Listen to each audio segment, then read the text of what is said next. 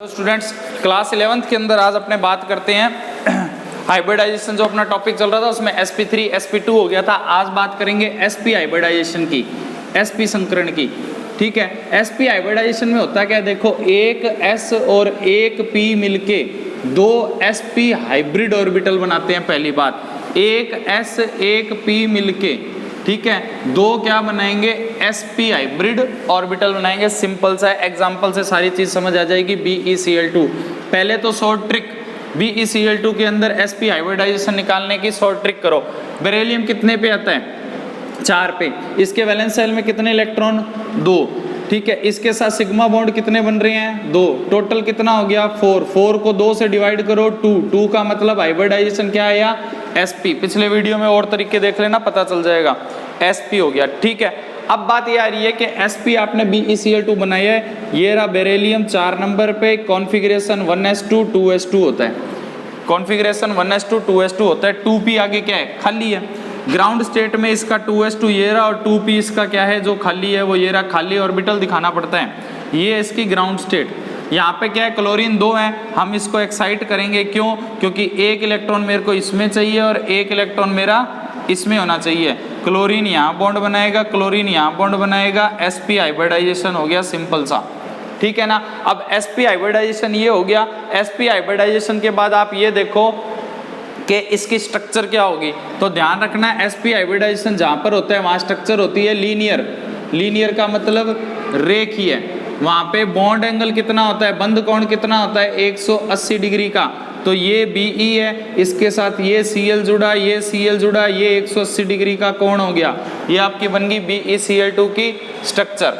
ठीक है बच्चों, अब देखो BeCl2 का आपको क्या बनाना है, ऑर्बिटल डायग्राम बनाना है, कक्षीय चित्र बनाना है। तो ये इसका p ऑर्बिटल, ये p ऑर्बिटल। ठीक है, अब यहाँ पे क्या है कि क्लोरीन का भी p ऑर्बिटल ऐसे सिग्मा बंध बनाता है, अक्षीय। ये सिग्मा बना और ये भी क्या बना, सिग्मा बना, और ये पूरा बॉन्ड एंगल कितना हो गया, 180 डिग्री का हो गया। आपका sp का एग्जाम्पल था, एक ही एग्जाम्पल है आपकी बुक में, तो आप यही करोगे सिर्फ BeCl2 का। ठीक है बच्चों, अब उसके बाद अपने बात करते हैं, मैंने आपको एथेन में बता दिया था sp3 संकरण, एथीन में कैसे बताया था वो हो गया था।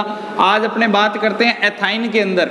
एथाइन मतलब CH triple bond CH, CH triple bond CH, उसकी बात कर रहे हैं। तो देखो CH ट्रिपल बॉन्ड CH की हम बात कर रहे हैं।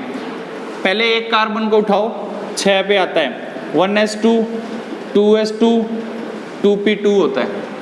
1s2 2s2 और 2p क्या हो जाएगा, यहाँ पे 2 हो जाएगा। ठीक है, 1s2 2s2 2p2 हो जाएगा। अब आप इसमें क्या करोगे कि जब इसके लिए 2py और 2pz, इनके बीच में तो क्या बनता है, p के 3 कक्षक होते हैं। ठीक है, 2py 2px 2py और 2pz के नाम से मैं उनकी बात कर रहा हूँ। तो 6 इलेक्ट्रॉन आपने भर लिए, ये इसकी ग्राउंड स्टेट है s की। ये p में क्या आगे, एक एक इलेक्ट्रॉन आगे। ठीक है, p में क्या आगे, एक एक इलेक्ट्रॉन आगे। इसके अंदर थोड़ा सा ध्यान दे के चलना, यहाँ पे 2 आपके पास क्या है, इलेक्ट्रॉन अनपेयर्ड है। ऐसे ही मैंने दूसरा कार्बन बनाया, ठीक है, और उसके लिए मैंने S2 बनाया और P बनाया। तो यहाँ ये ध्यान रखना, हाइब्रिडाइजेशन की डेफिनेशन याद रखो, संकरण की परिभाषा याद रखो कि इसमें खाली भरे सभी तरह के ऑर्बिटल पार्टिसिपेट करते हैं। तो इसमें जो सिग्मा बंध बनेगा ना, इसमें जो सिग्मा बॉन्ड बनेगा, हाइड्रोजन तो बॉन्डिंग कर लेगा इनके साथ, हाइड्रोजन बॉन्डिंग कर लेगा इनके साथ। ठीक है, और एक कार्बन कार्बन में सिग्मा बॉन्ड बनेगा इनके साथ। ठीक है, और एक पाई बॉन्ड बनेगा इनके साथ, इनके साथ में। क्यों, साइड वाइज ओवरलैपिंग करेंगे, अति व्यापन में बताया था वैसे ही, और खाली भी भाग ले लेंगे इनके साथ। ठीक है, मगर ध्यान रखना, जहां पर सिग्मा बॉन्ड बनता है, ये सिग्मा बनाएगा और ये सिग्मा बनाएगा, हाइब्रिडाइजेशन सिर्फ उसी का बोला जाता है, मतलब sp हाइब्रिडाइजेशन। द्वारा सुन लो, कार्बन कार्बन तो आपस में जुड़ के क्या बनाएंगे, सिग्मा बॉन्ड। अभी मैं स्ट्रक्चर बताऊंगा, उसमें पता चल जाएगा। एक कार्बन हाइड्रोजन से जुड़ के क्या बनाएगा, एक और सिग्मा बॉन्ड। तो जितने सिग्मा बॉन्ड बनेंगे वो तो आपके क्या कहलाएंगे, हाइब्रिडाइजेशन संकरण कहलाएगा। और पाई बंद है ना, उनको संकरण में गिना नहीं जाता। हालांकि बॉन्डिंग जरूर हो रही है, खाली में भी होती है, भरे में भी होती है, आधे भरे में भी होती है। ठीक है। अब इसकी आप स्ट्रक्चर देखो, सबसे पहले ये कार्बन है, इस कार्बन के साथ ये हाइड्रोजन है, ये कार्बन है, इसके साथ ये हाइड्रोजन है, ये सिग्मा बॉन्ड है, ये सिग्मा बॉन्ड है, ये सिग्मा बॉन्ड है। अब इस पे क्या बन गए, 2 पाई बॉन्ड बन गए। तो देखो कार्बन हाइड्रोजन का सिग्मा बॉन्ड ये रहा, कार्बन हाइड्रोजन का सिग्मा बॉन्ड, इस कार्बन हाइड्रोजन का सिग्मा बॉन्ड ये रहा, ठीक है। कार्बन कार्बन का सिग्मा बॉन्ड ये रहा, तो हाइब्रिडाइजेशन तो क्या कहलाएगा, sp। अब बात ये आ रही है ये 2 पाई बंद कौन सी हैं, ये वाले हैं, ठीक है। तो मॉलिक्यूलर डायग्राम में इसको एक बार गौर से देखना। मॉलिक्यूलर डायग्राम आपका क्या बनेगा, आपने बनाया ये कार्बन, ठीक है, एक बनाया ये कार्बन, इस कार्बन पे एक p ऑर्बिटल, इसका p ऑर्बिटल, ये तो बनाया सिग्मा बॉन्ड। इस कार्बन का एक p ऑर्बिटल हाइड्रोजन के साथ बनाएगा सिग्मा बॉन्ड, इस कार्बन का p ऑर्बिटल हाइड्रोजन के साथ बनाएगा सिग्मा बॉन्ड। क्लियर। अब क्या होता है, आपने देखा है, मैंने आपको स्ट्रक्चर में पिछले वीडियो में बताया है px py pz कैसे बनता है। तो देखो ये तो px था, ये रहा py, इसका भी ये क्या है py, और ये इसका क्या है pz, ये इसका क्या है pz। तो ध्यान रखना इसके अंदर py और pz के बीच में क्या बनता है, पाई बॉन्ड बनता है। कैसे, तो देखो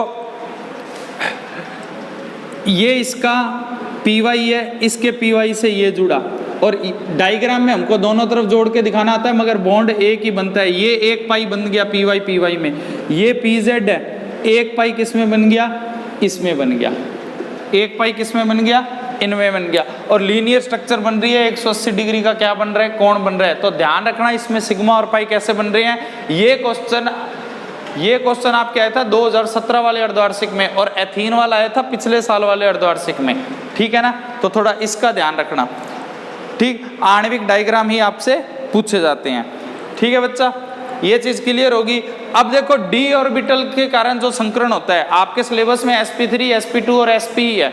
d ऑर्बिटल के कारण जो हाइब्रिडाइजेशन होता है वो आपके सिलेबस में नहीं है, इसीलिए मैं नहीं करा रहा वो चीज, ठीक है ना। ध्यान रखना, कल को आप कोई गाइड वगैरह से पढ़ रहे हो तो उसमें हाइब्रिडाइजेशन बहुत टाइप के होते हैं, ये ध्यान रखना। बट अपने 11th के सिलेबस में sp3 sp2 और sp है, तो मैंने सिर्फ वहीं तक की ही आपसे बात करी है, ठीक है। हाँ, बाकी ये मैं आपको शॉर्ट में निकालने, कभी ऑफलाइन अपनी जब भी क्लास लगेगी तो मैं आपको शॉर्ट में निकालने और सिखाऊंगा अच्छे से, ठीक। इतनी चीज हो जाएगी। उसके बाद आज अपने नया एक टॉपिक और शुरू करते हैं, VSEPR।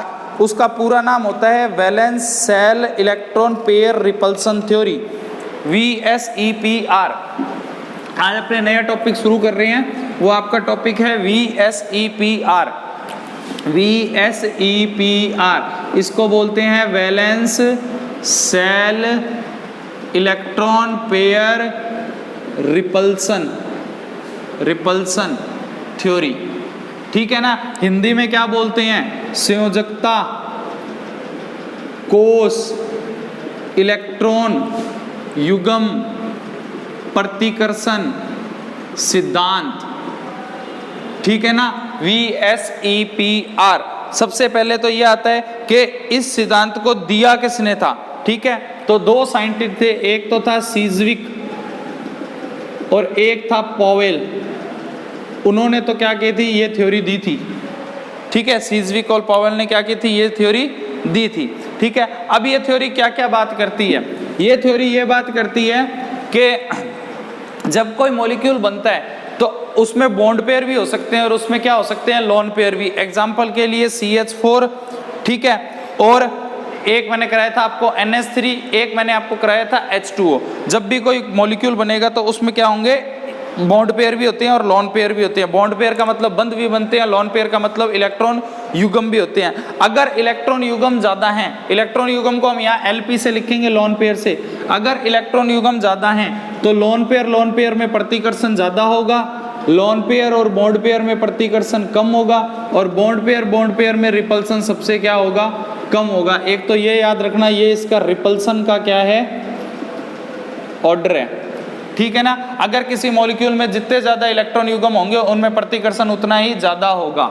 Example CH4 NH3 H2O को दिमाग में रखो। CH4 में एक भी लोन पेयर नहीं था, बॉन्ड एंगल 109 डिग्री था। NH3 में एक लोन पेयर आया तो बॉन्ड एंगल कम हो गया, 160 डिग्री आया।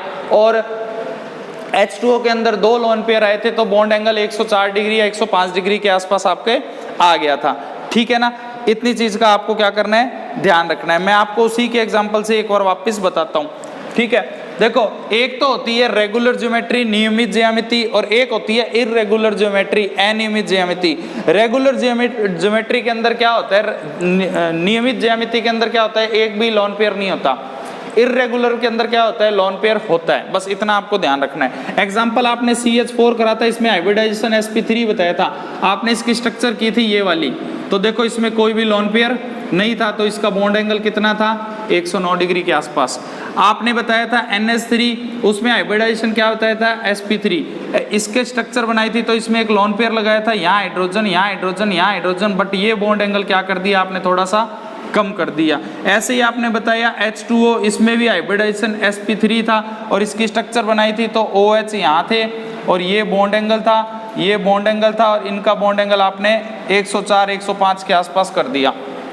बात समझ आई कुछ, कि जैसे जैसे लोन पेयर बढ़े बॉन्ड एंगल क्या हो गया, कम हो गया, क्योंकि लोन पेयर जितने ज्यादा होंगे रिपल्सन ज्यादा होगा, बॉन्ड एंगल कम होगा।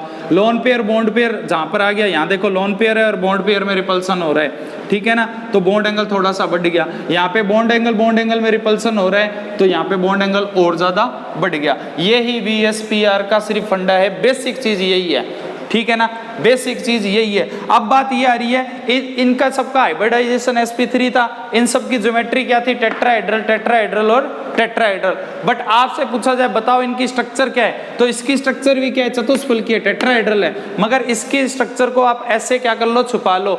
स्ट्रक्चर कैसे देखी जाती है, IR के द्वारा देखी जाती है, UV के द्वारा देखी जाती है, ये एक टेक्निक होती है किसी चीज की स्ट्रक्चर देखने के लिए।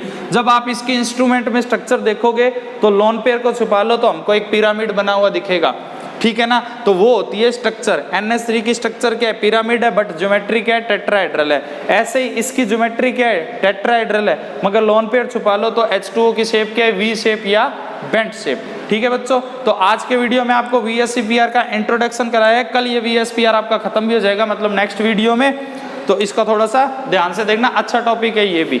थैंक यू बेटा।